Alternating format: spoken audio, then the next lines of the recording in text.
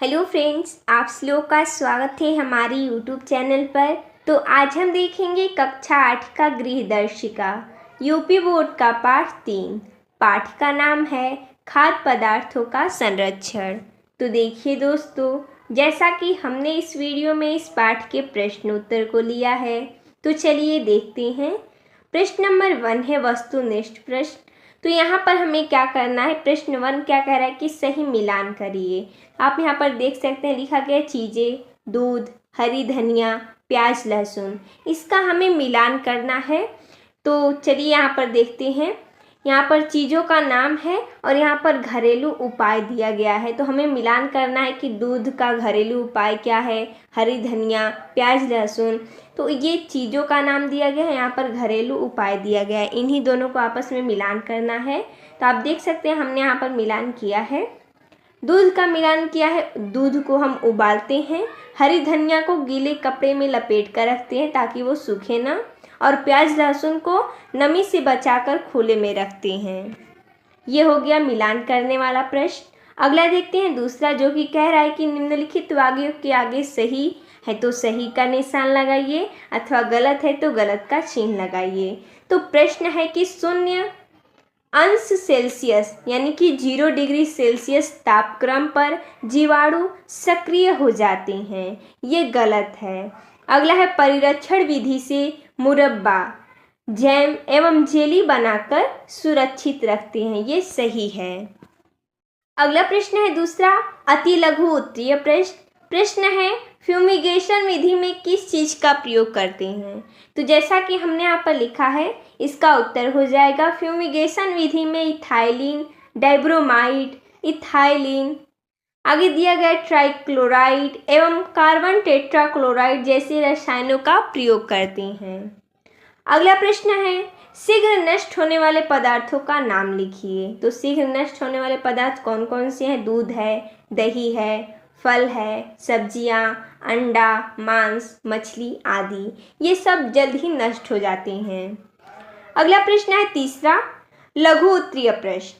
प्रश्न है घरेलू विधि में पदार्थों को संरक्षण कैसे रखते हैं। इसका उत्तर हो जाएगा, इस विधि में लाल मिर्च व सूखी नीम की पत्तियों को अनाज में मिलाकर वायुरुद्ध बंद डब्बे में पैक कर देते हैं। मसाले, मेवे आदि को सुरक्षित रखने का सबसे अच्छा तरीका है उन्हें धूप दिखाकर ऐसे डिब्बे में पैक करके रखें जिनमें नमी या वायु न जा सके। अगला प्रश्न है निर्जलीकरण विधि क्या है, या आप इससे क्या समझते हैं, ये हमें यहाँ पर लिखना है। तो इसका उत्तर हो जाएगा, खाद्य पदार्थों से नमी का हटाना ही निर्जलीकरण है।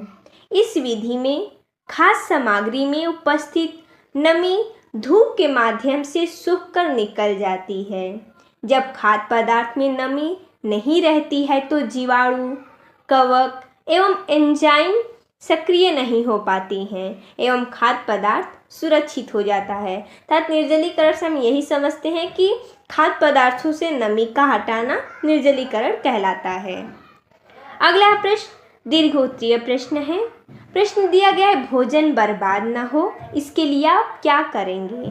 तो जैसा कि हमने यहाँ पर लिखा है कि भोजन बर्बाद न हो, इसके लिए हम निम्नलिखित उपाय करेंगे। क्या क्या करेंगे? तो पहला, आवश्यकता के अनुसार ही भोजन पकाएंगे। दूसरा, थाली में आवश्यकता से अधिक भोजन नहीं लेंगे। तीसरा, यदि भोजन बच जाता है तो बचे हुए भोजन को गरीबों में बांट देंगे तथा पशु पक्षियों को खिला देंगे। अगला प्रश्न है खाद्य पदार्थों के संरक्षण के कारण एवं महत्व लिखिए। तो जैसा कि हमने यहाँ पर लिखा है खाद्य पदार्थों के संरक्षण एवं कारण क्या क्या है। तो खाद्य पदार्थों को लंबे समय तक सुरक्षित रखने के लिए खाद्य पदार्थों का संरक्षण आवश्यक है, ताकि हम खाद्य पदार्थ को लंबे समय तक चला सके, उन्हें सुरक्षित रख सके।